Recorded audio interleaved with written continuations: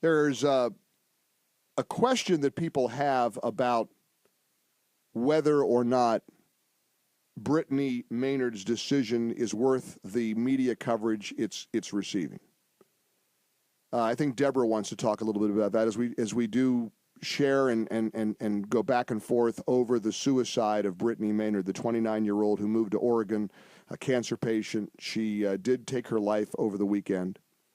And I do think it's important to know why this has become so widely publicized. I think that's what Deborah was going to talk about. How you doing, Deborah?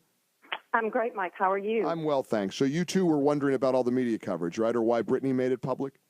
Yeah, just, I've had a loved one commit suicide, and it was tragic, and it took a long time to get over it.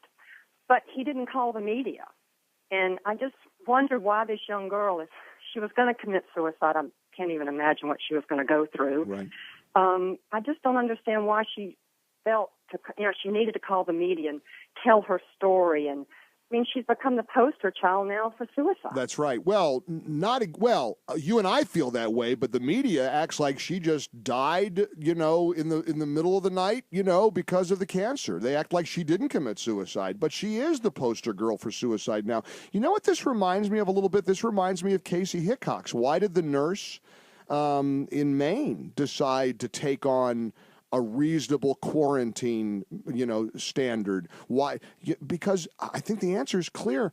There's always an agenda, isn't there? Don't people have agendas?